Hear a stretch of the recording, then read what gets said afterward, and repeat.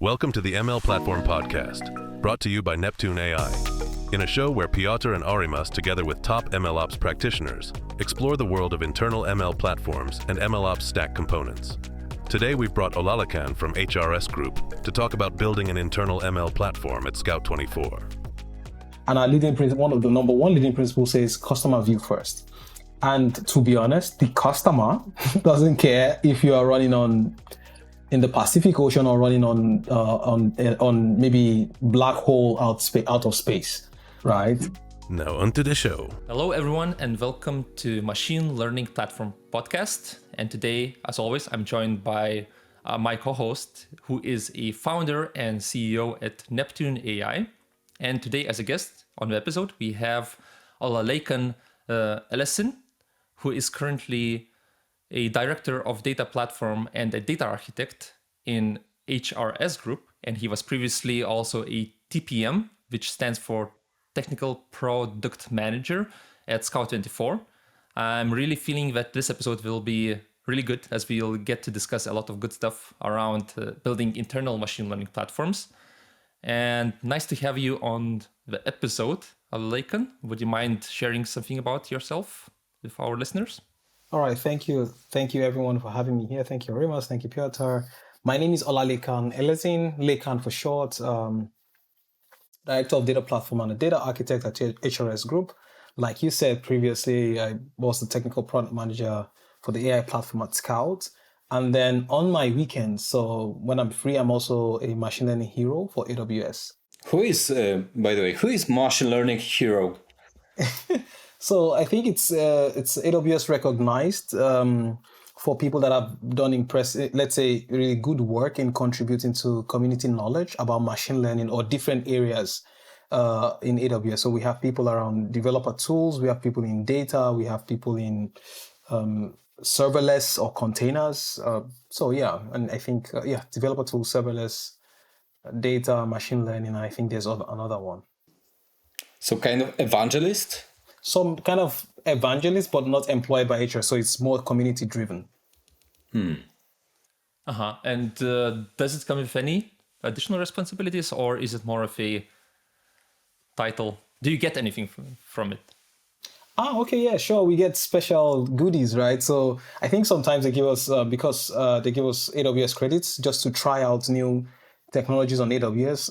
And then to write about them. And for us, it's kind of fulfilling, right? Because I get to try some of my assumptions, some of my crazy ideas. And like the other people, they get to try out crazy ideas and also encourage the engineering community or the broader developer community to also try things out and experiment, because it's through experiments that we know that things actually work or will not work. And this is, for me, it's a really good, I think it's one of the initiatives that I think AWS started a long time ago. And I see other cloud providers, even that are, let's say, cloud compute providers also offering something similar. And even non-cloud compute providers also now doing similar things, because I believe this is a way to scale adoption of services. Okay, and when it comes, so you're AWS hero, and when it comes to other cloud platforms, so what's your opinion? Like, are you strictly AWS and nothing else, or? Well, for me, to be honest, I'm not strictly AWS or nothing else. I think I go where the customer is, right? And I go where the problem is solved. So when it comes to HRS, where the customer is, do you use AWS or your multi-cloud? So we're a multi-cloud company, but we're primarily AWS. So we have a couple of things that are distributed by nature of where the company, we're still in our journey towards cloud, and there are some things that are in other cloud providers, but we're primarily on AWS. Okay, that's nice. So you mentioned before that you had lots of problems as a data engineer or data platform engineer when working with Hadoop and HDFS. So I have kind of this question maybe around distinguishing between data platform engineers and data engineers. Is there a difference? Because I, for example, imagine data engineers already being provided a platform that we shouldn't care too much about and work on it. So you were data platform engineer or data engineer when you had issues with Hadoop? Okay. I was a data platform engineer, but So I think the people just make the splits depending on the company and depending on the context. So I was a data platform engineer or also a data engineer at the same time. We were building pipelines and I expected the platform to be there, but I was also part of the team building the platform. So like people say in the product world, you eat your own dog food. So if the data platform was messy, we were the first people to get to know about it. And because it was painful for us to maintain and use, we also decided to really make our own lives easier and make it usable for ourselves. So I think in general, it depends on the company. So when you have separated platform teams, that is when you want to scale your, let's say your data analytics environment, then you have a dedicated platform team. We want to compose them of, let's say data platform team as an example. You want to compose them of data engineers and software engineers and maybe a combination, maybe a mix of people with infrastructure background. And you are building that for maybe data engineers, analytics engineers, data scientists, and data analysts. The same applies to machine learning platforms, right? It's when you want to scale that you want to really move fast. Then when you're building internal in machine learning platforms, you want to make sure that the team building that has an understanding of what they are building for, and then what it takes for people to be successful using that machine learning platform. And like to define terminology here. So you said that you've been building data platform, now it's also machine learning or maybe AI platform. What does it really mean to build a platform in the context of having using cloud providers or cloud provider like AWS that from me, they have components for almost every piece of the stack, right? Why won't we call AWS ML platform, and why we need a platform team on top of that? That's a very, very, very, very, that's one of the smartest questions I have heard in a long time. It is me who asked it. And even also to Orima's question earlier. Yeah. Yeah. Do you know what? Now that I think about it, I think it really ties to, again, the company.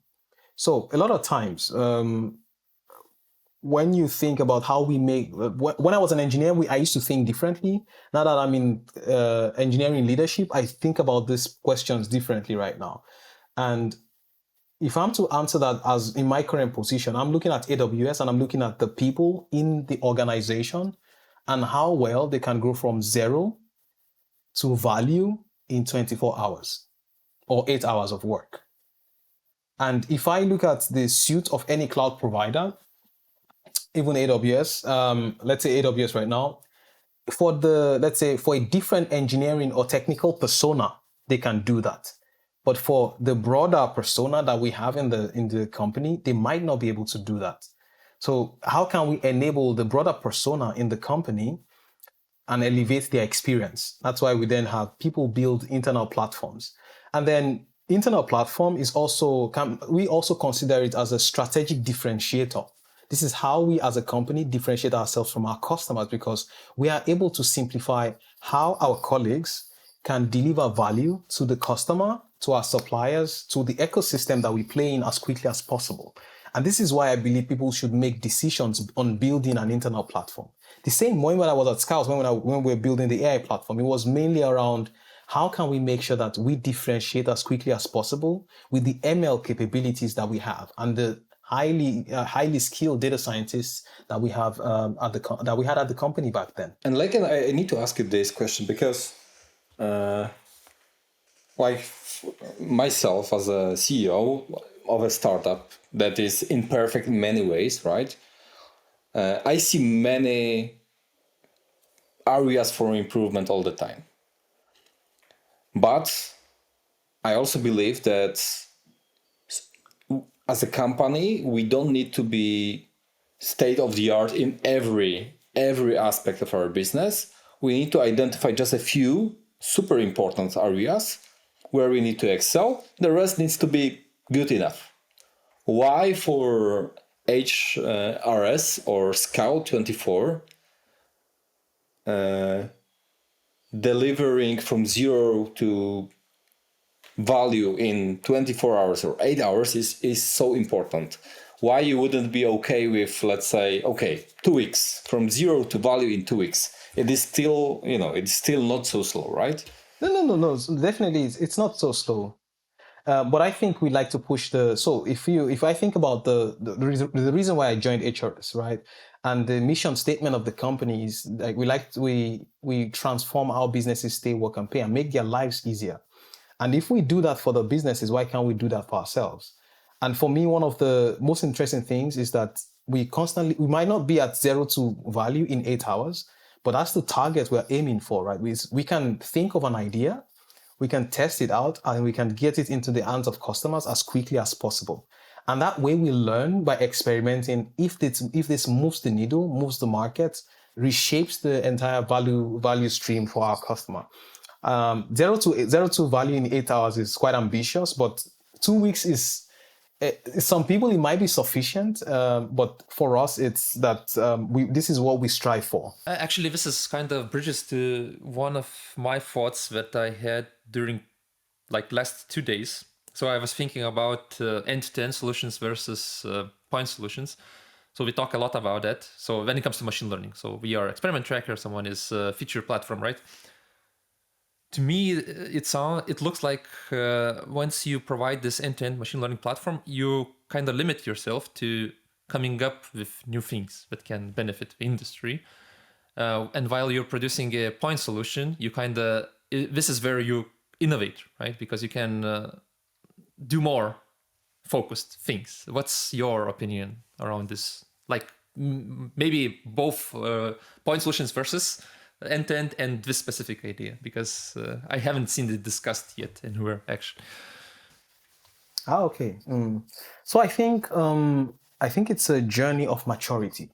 So I came across a book a long time ago. I think it was written in 2004. It's called The Long Tail by Chris Anderson. It's in the shelf back here. It's an excellent book, and it talks about figuring out differentiating market opportunities, even though you standardize across multiple things.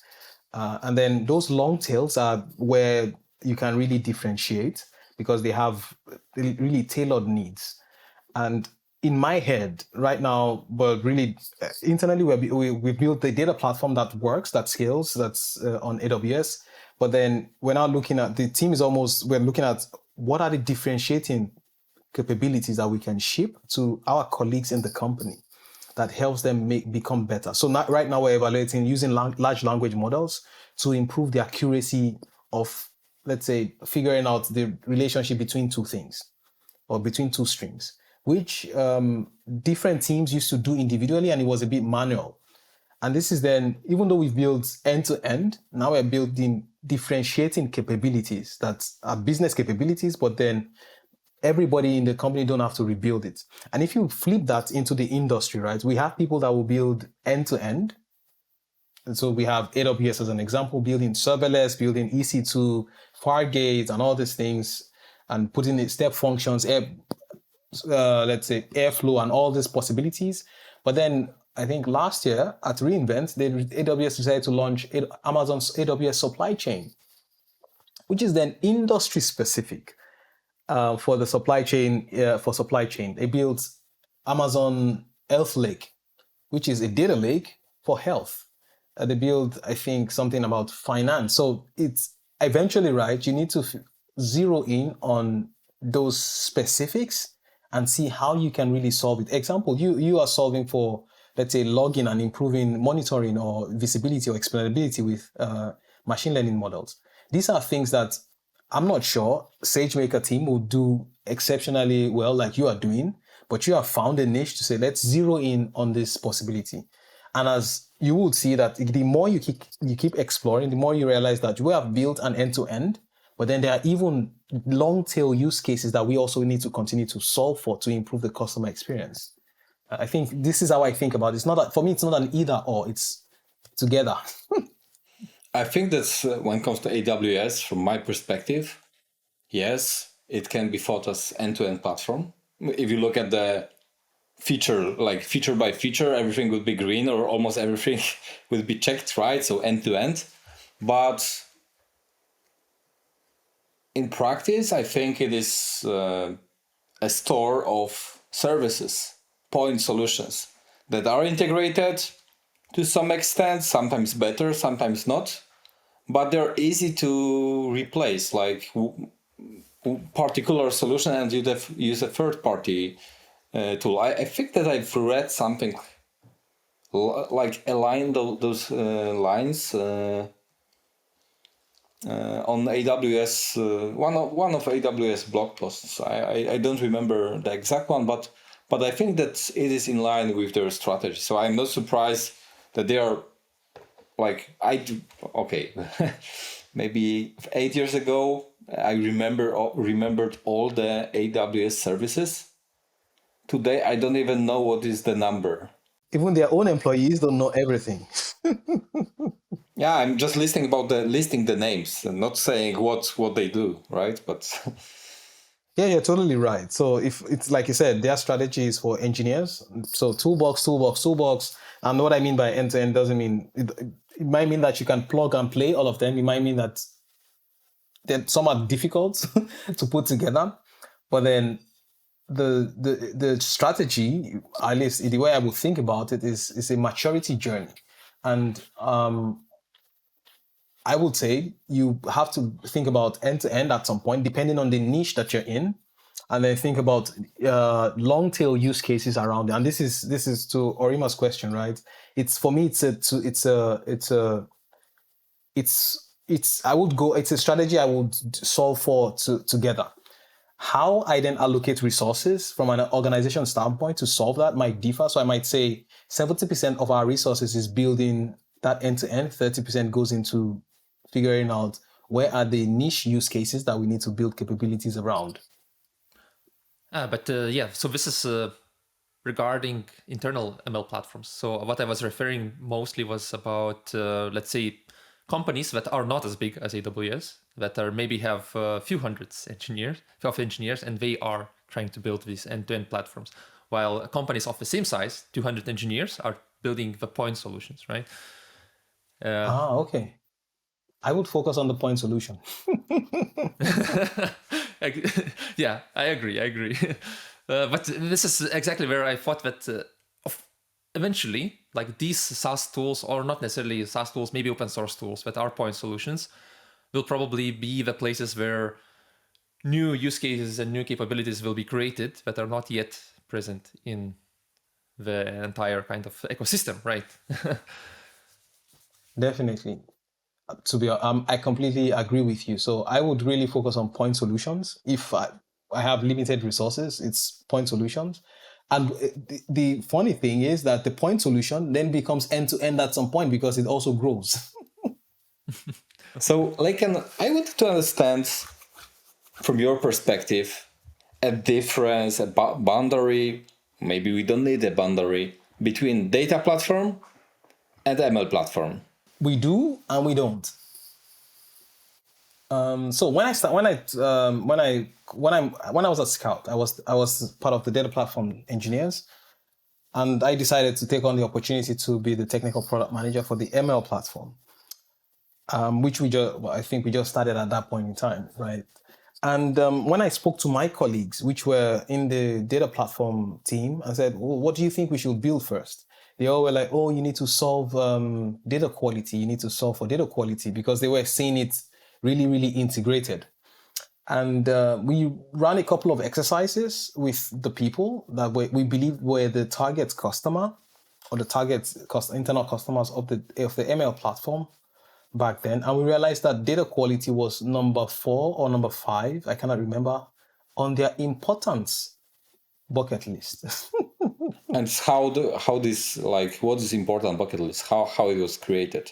So there is this technique in product management called jobs to be done, and outcome-driven innovation. We ran a couple of surveys, we re-ranked them, and then figure out which outcomes people felt were most important for them to get value to the customer with machine learning. And data quality turned out to be, I think, number 5 or number 4. The first, number 1 most important, if I can remember, is knowledge about how to build machine learning models. So people wanted to know how to really build and deploy machine learning models. Number 2 was an environment where they could really run, let's say, use their Jupyter notebooks as quickly as possible. And number 3 was, I've forgotten the third one, but it was 3. And what we saw was that at that point in time, it was really, really separated from the data platform. Even though we needed to access the, let's say, the storage layer of the data platform, but the capabilities that people were looking out for, the customers of the AI platform were looking out for, were let's say completely about 80% detached from what the data platform team was offering. I wanted to ask, would you agree then that data quality is kind of something that data engineers and data platform engineers should focus on and deliver quality data to machine learning engineers? No. I think everybody in the company is responsible for the quality of the data. And if I go by just from a strategy point of view, which is we need, if we say data is a key asset of the company, right? It is everybody's responsibility. From where data is produced to how it gets into wherever it is stored. We need to ensure as much as possible the highest quality. Now the metric for highest quality is dependent on every organization.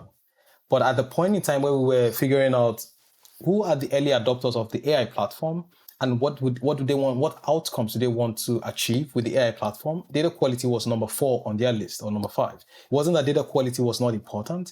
It was more like what we need to do to move as fast as possible that will make us really happy and make sure that we're contributing value to the company. Using this idea of your ML platform is not solving data quality at this point in time. I think that if you ask data engineers, maybe quite likely their wish list would be different, right? Or needs list.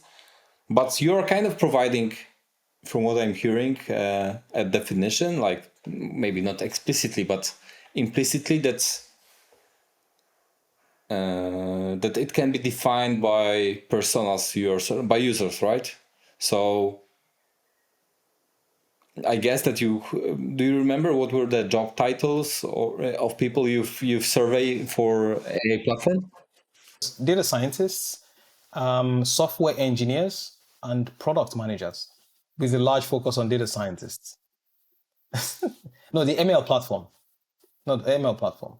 Then it makes sense because usually like data engineers might not necessarily need to even touch the machine learning platform, right? Exactly. So I didn't listen to my former colleagues. Yeah, but then it's not so surprising why the first need was how we can build and deploy, right? Exactly. But do you remember? It was what, 5 years ago? I think this was 2019. Okay, 4. Yeah. 2019. Yeah. But then again, getting back to that point about maybe data platform being the source of data quality, how do you think like machine learning platform could influence data quality? Because machine learning platform, at least in my mind, maybe you have a different point of view, kind of starts when the data is already curated and kind of exposed for machine learning engineers. Of course, you need to be able to access the raw data for exploratory purposes. But data scientists and machine learning engineers maybe would not do the curation part themselves, right? It's part of a data engineering pipeline. What are your thoughts around this? Okay, my thoughts. I have a very different. I think differently. I think most people right now, I think in the industry, they're trying to push in the data community. They're trying to push for data contracts, and the reasoning behind this is that we want to make sure that data engineers don't make the lives of data engineers very miserable.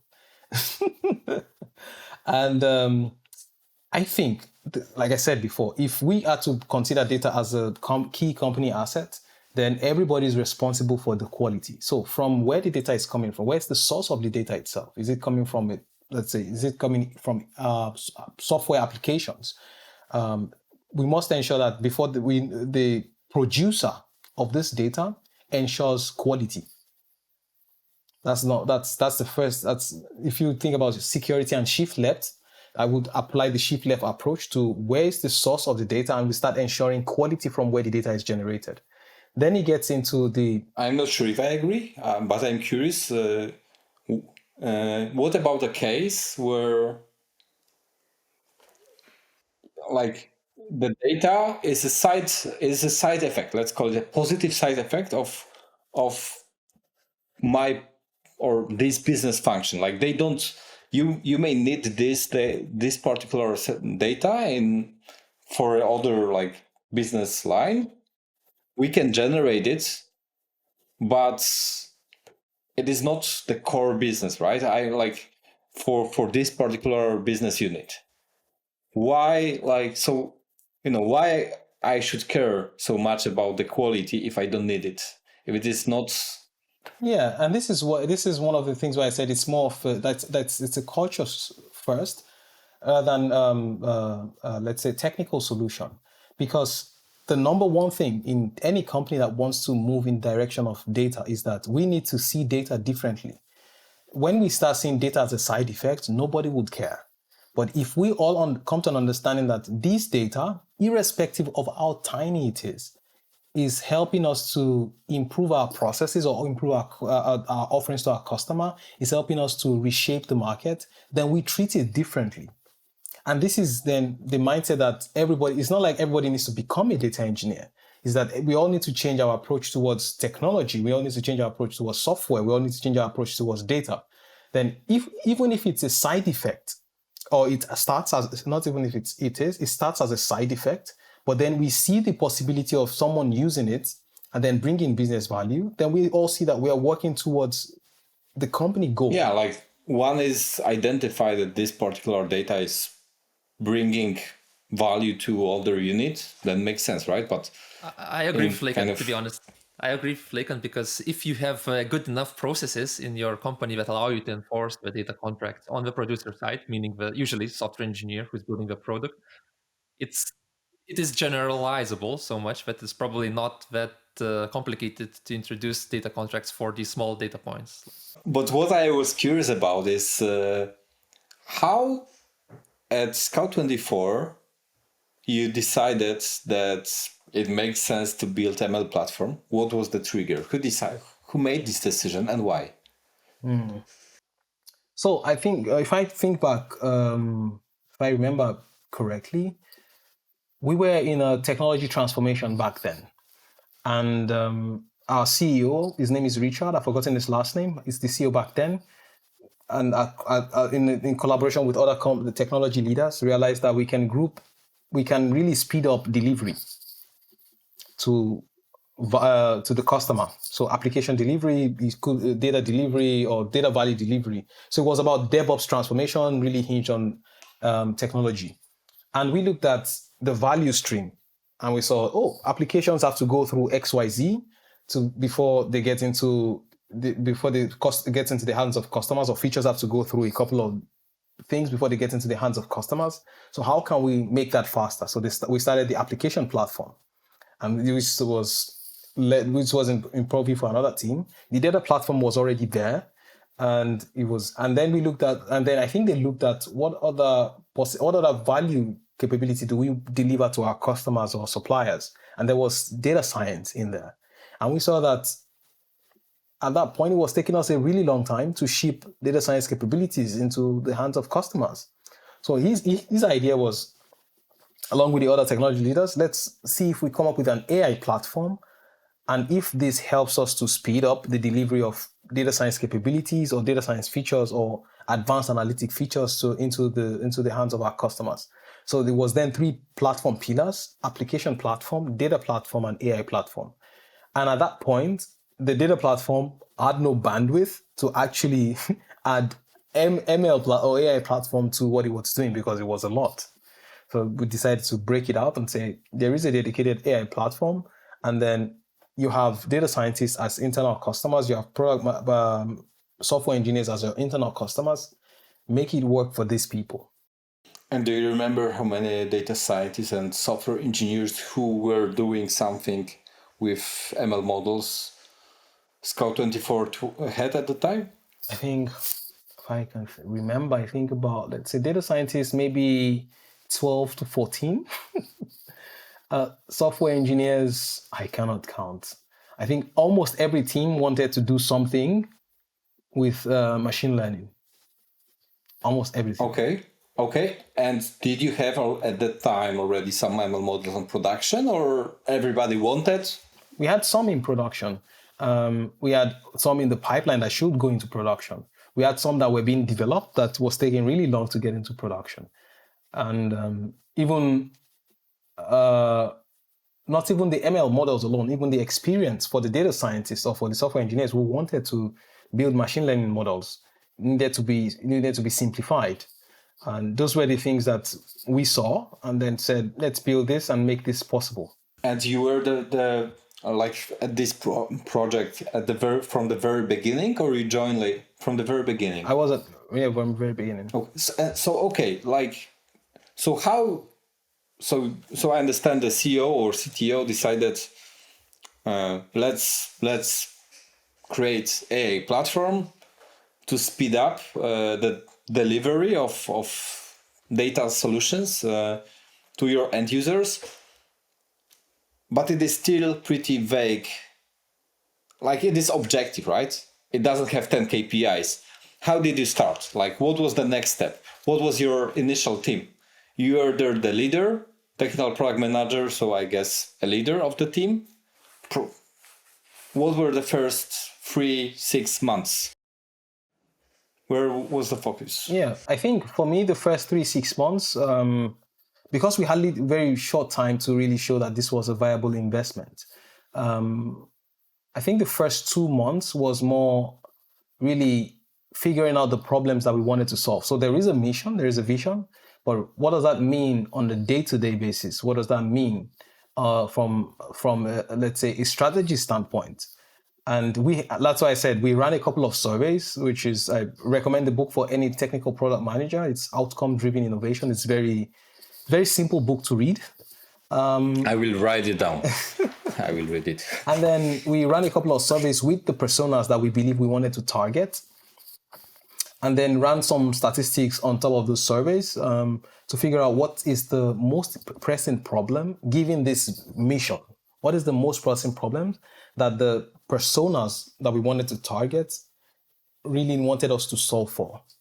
And that was why I mentioned that the knowledge, the ease of training, the ease of deployment was the first three. And that was how it started. We had 3 engineers, but one of them was working half the time on another initiative. So we had 2.5 engineers. And all we could do was to focus on the most important problem. We had no opportunity to run around and say, let's solve for data quality first. Let's solve for this first. Let's solve for that first. We needed to make sure that we're solving the right problem at every point in time. But the very first problem you mentioned, as far as I remember, was knowledge. So maybe at the time there were no Coursera MLOps course. Yeah, so it was more knowledge that was really, really tailored to the problems that we had internally. So we had to create tutorials, step-by-step tutorials, and then we're already on AWS, so it's SageMaker that showed how to deploy a model on SageMaker for a specific use case for Scout24, which was Auto Scout and Emo Scout back then, was specific to those use cases. And then once we had those, we had the workshops. It was about 2 hours or 3 hours after creating those content. It was the workshop. And then in those workshops, I then used it, or along with the team, used it to learn the problems that people had in training and deploying. So in deploying, it went from, so you can train with a notebook. In deployment, you can just SageMaker endpoint.deploy, but then you had to have a REST API, because that's how people think about, I have an API to my model. And then we walk through that to see what are the difficulties people experienced during deploying. We also used the workshop as a learning environment for us.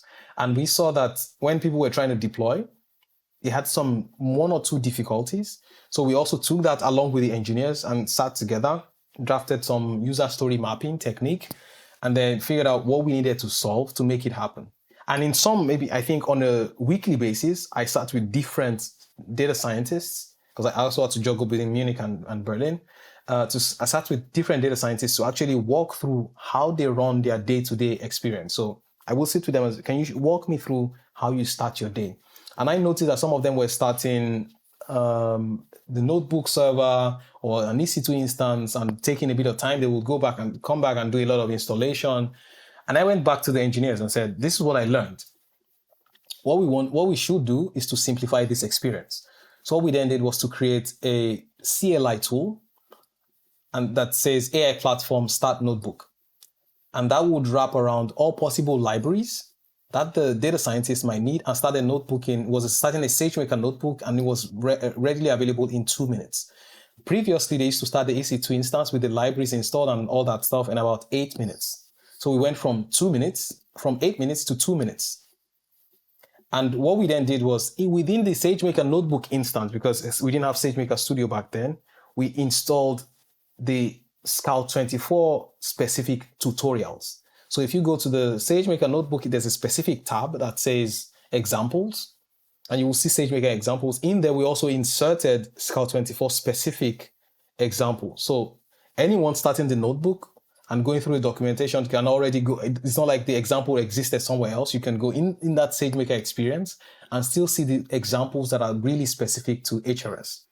And then we released, I think, a couple of CloudFormation templates with regards to model deployment, where it comes out with authentication, authorization, which data scientists don't really want to think about. All they have to do is put the endpoint name, and it deploys an AWS SAM serverless API. It comes with authorization, Auth2 authentication out of the box, and the API is already secure. Your model is secure. You can make an inference request and you get back a response with the auth token. And you don't have to think about how authentication works. And was it your first product job? Because effectively it was a product managerial. Yeah, it was my first. You listed one book, Output-Driven Innovation? Outcome-Driven Innovation. How did you learn how to be product manager? Because you had 2 months to prove the value, or? So I actually interned with the technical product manager for the data platform for my previous team for about 6 months. It's not the first time during this podcast when I see that being a member of product, especially leading platform team, is a very, very close profession to product manager at a company like Neptune, for instance. For about 6 months with the technical product manager for the AI platform back then, for 6 months. And then he taught me a lot of things. He also recommended, resources to read. I also did my own bit of research just to understand that this is entirely different from what I used to do. And also the constraint on time, right, just made me think out of the box. I am a fan of projects with deadlines. It gives motivation to really think about results. And do you remember any lessons, mistakes you've done? Mm-hmm. Yeah, quite a number of mistakes, right? So at first, because was relatively new, and I think this is one of the things that happens with new products that people are still figuring out what to build. Even though you have a mission, you're still figuring out what to build. You would conflict with a lot of things. So we had conflicts with a number of data scientists because they felt that we were trying to come on their turf, but it wasn't that we're coming on their turf. It was more we were talking to almost all possibilities, everybody that we could talk to figure out what to build. And once we resolved that, then they realized that we were trying to solve the problem along with them, not working against them. So to resolve that. So I think that's one of the things I learned, which is if I'm doing any change management or introducing a platform, I need to talk to the people that have already been doing similar things in the company or in that space, just to understand how they are solving it and start from them. One other thing that I would see is, let me think about the learning, is to really focus on what is important. This is something I will do again and again, which is when I told you I spoke earlier, right? I asked data engineers in my previous team that, what do you think we should solve? I'm starting this AI platform. And they said, we need to solve for data quality. That was the problem that they wanted to solve, but they didn't have the bandwidth to solve it. But that was not the most important at that point in time for us to ship machine learning capability to our customer. So it's to really thinking and focusing on what is the most important at that point in time. What is the most important problem to solve? And let's say finally is one of the things that I would say I learned more at HRS is that the customer of the company doesn't care if you're AI platform, ML platform, whatever platform, or data platform, or application platform. What they care about is, am I getting value from the company? So as much as possible, break down silos to get to customer value as quickly as possible. Yeah. How would you measure success? Like something that you do will take time, a specific amount of time. How do you measure time input against the value it brings?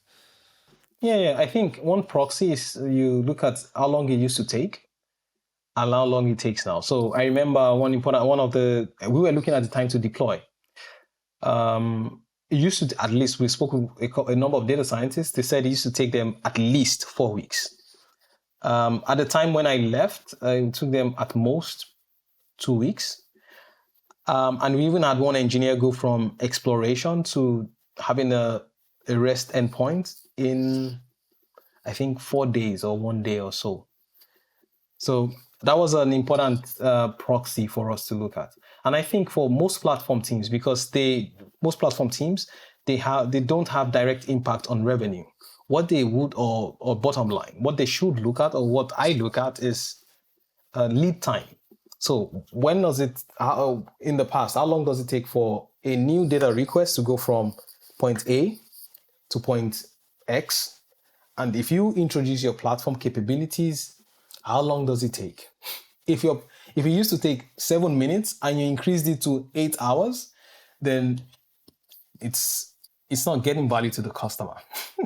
You need to figure out a way to shrink that from 8 minutes, which it was before, to maybe 5 seconds. But then when it comes to the actual capabilities that you kind of introduce into your platform, right? So probably there are multiple of those that could reduce the lead time. And I guess some of them are big, some of them are smaller. How do you choose that now it's time to tackle a bigger one, or just iterate on smaller ones and deliver it that way? Yeah, I think for me, I would say, like I said, it's the most important problem at that point in time. If the big one needs to be solved and it's the most important, we pick it, but then we chunk it. Because I was talking to one of the product owners on my team, and I told the person that I'm lean to the core. I eliminate waste brutally. And what I only think about, if I'm in your discussion, is value to the customer. Even though I have a software engineering background, I still code. What I'm thinking about is value to the customer. And even if we're building the big thing, we have to figure out a way to chunk it as much as possible to what is essential to achieve the customer outcome iteratively. This is how I think about it. The small things the same, the big things the same. And eliminate waste in all possibilities. That sounds like a correct approach. There is a close one, but a little bit different. I've read relatively recently GitLab's product handbook. Mm-hmm. Yeah, it's a good one. And they have the value. One of the values of a company's values is iterate. There is an example. We want to build a car, right, from zero to car. So one approach is design car, build wheels, etc., etc., etc. At the end, you have a car and you can ride. But the GitLab's approach would be firstly to build a skateboard. Yeah, exactly. Bike, etc., etc., and you're ending up with the car. It takes longer. There is a waste, right? Because, and it is, for me, it is sometimes challenging because I know that, okay, this iteration, yes, is better what we have today, but we will get rid of that in half a year once we have a bike, right? I don't need a skateboard anymore. So, but it is alternative approach, and I am getting a little bit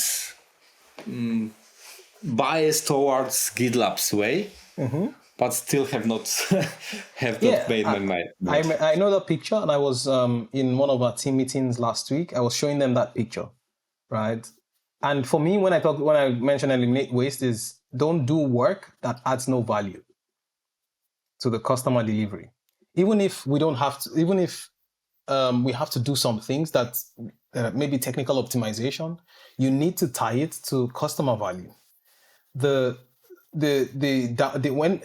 I get uncomfortable with some of my teams is that when we're doing this optimization, and I ask, so what is the customer benefit out of this, and they cannot articulate it, then they know that they are on the wrong track. And usually, that's what I mean by waste. Is if you're doing stuff that anything, if you're satisfied with it as an engineer, that's fine. But when I ask you that, what is the customer value?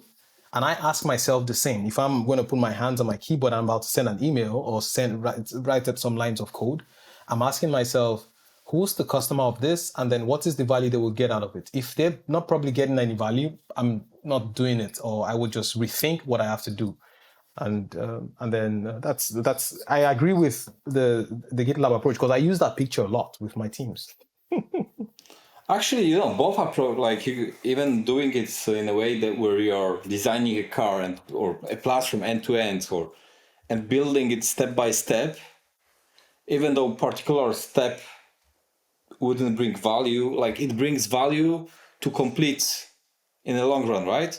But GitLab's approach is I think it is more on delivering value each step, because even waterfall way of development, it brings value, right? But you will need to wait 2 years to see it. So at GitLab, I think the main point is to, bringing small value, but every step. So we are running out of time. And before we close out the episode, I would like to ask you, Lekan, maybe you have some thoughts that you want to leave our listeners with, maybe where to find you, what kind of problems you see and in the MLOps space, etc. Yeah, to be honest, I think MLOps is in its infancy. Let's say it's in its toddler stage, and it's really going to accelerate with lots of people moving towards automating this large language models and automating how people use it. And I think a lot of explainability would need to happen, especially when enterprises want to start adopting it. And this is where I think everybody please check out Neptune AI, to be honest. Thank you. and I think they're really doing a fantastic, this is my personal view, they're doing a fantastic job in this space, because for companies or enterprises that want to adopt AI, LLM, and ML in the EU, especially in regions where there are regulations to make sure that the customer information is well protected, this is something where Neptune makes it really easy to do. At least bring that explainability in the visual way. So that's my conclusion. You can find me on LinkedIn. My name is the same, Olalekan Elesin. If you reach out to me, feel free to reach out to me. Add me. You might, if you send me a message, it might take a bit of delay before I respond. It's not intentional. It's just because I try to bulk how I respond to messages. I apologize upfront, and then looking forward to talking to everyone. And thank you also to everyone who was listening today, and see you in the next episode. The ML Platform Podcast was brought to you by Neptune AI. If you would like to learn more about ML platforms and MLOps, check our blog at neptune.ai/blog. Follow us on LinkedIn or subscribe to our YouTube channel. Also check out how we help teams solve MLOps challenges with our experiment tracking at neptune.ai. To get notified of future episodes, follow us wherever you get your podcasts. Thanks for listening, and see you next time.